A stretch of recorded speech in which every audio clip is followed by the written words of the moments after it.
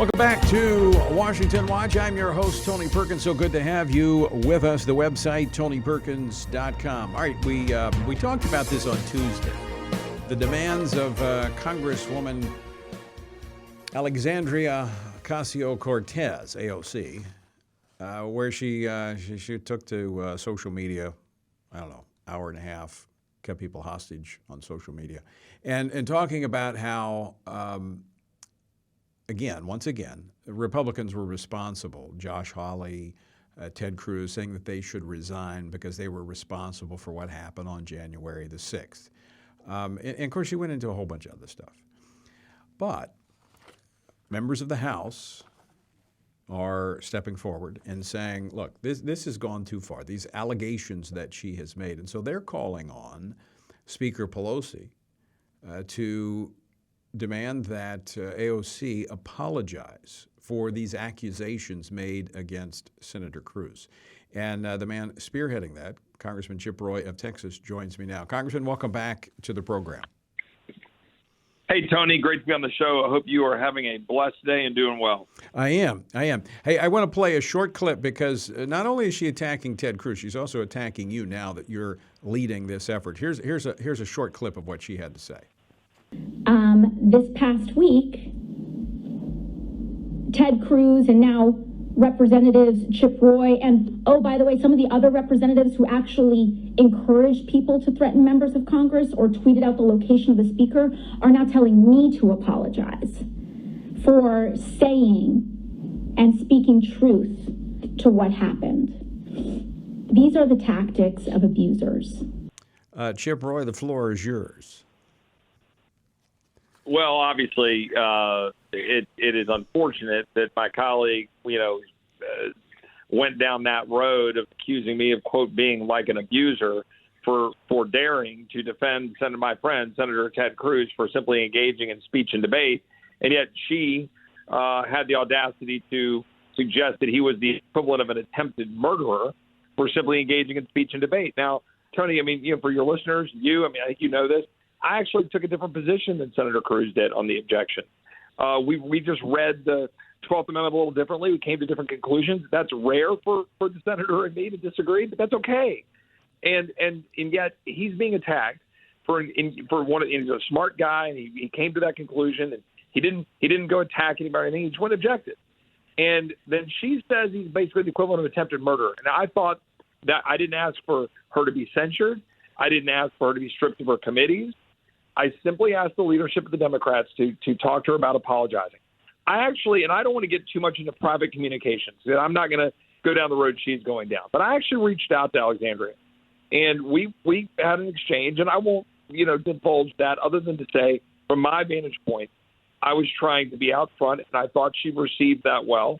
And I'm going to always take that approach, Tony, but I'll call her out when I think she's wrong, and I think she's wrong here. And then to compare Ted and myself and Josh Hawley and other colleagues to being somehow the equivalent of sexual abusers it's beyond the pale. And yet they go after and strip Marjorie at committees yesterday and completely ignore this kind of rhetoric, which is just destroying the House of Representatives. Well, again, a double standard that we see applied by the left here. But I want to go back to your initial point. What prompted all of this was what I believe Senator Cruz, Senator Hawley, other members of the House, simply exercising their responsibilities, as representatives of the people within the confines of the Constitution, something that the Democratic members have done many times this century. You are absolutely right, Tony. And recently, right? They did it in 2017. They did it in 2005. And when they did it in 2005, by the way, and objected on the floor to the electors, they did it when John Kerry had already conceded. Look, this is something that is not beyond the pale. It is their interpretation of the Electoral Count Act, which was passed in 1887, and their view of how that fits within the 12th Amendment of the Constitution, and that's fine. That's their reading of the Constitution. I reached a different result. Happy to talk about that, but it doesn't matter here. Right. This is speech and debate. This is what we do. Right. And let me say one other thing, Tony. About a month ago, I took a sabbatical. It may or may not be permanent. It may be. from social media. I got off Twitter. I got off Facebook. We have a Congress that has been reduced to nothing more than a body where some members, not all, fly to D.C., push a green button or a red button, and then govern by Twitter. They engage by social media, and they tweet out something, and then that's the extent of what they do. And we're tearing the country apart, shred by shred. We've got to get back to speech and debate, engaging, looking each other in the eye, rolling our sleeves up and working, Tony. And you know that because you've been around this institution in town for a long time. Well, and that's the opposite of the direction that we're headed.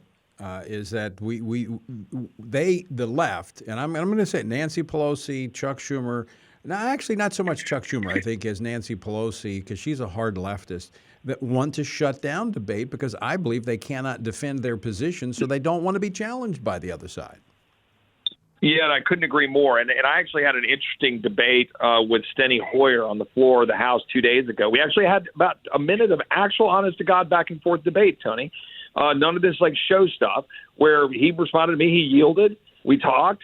And we had a subsequent conversation. Again, I won't get into a private conversation, but we're trying to engage on restoring regular order.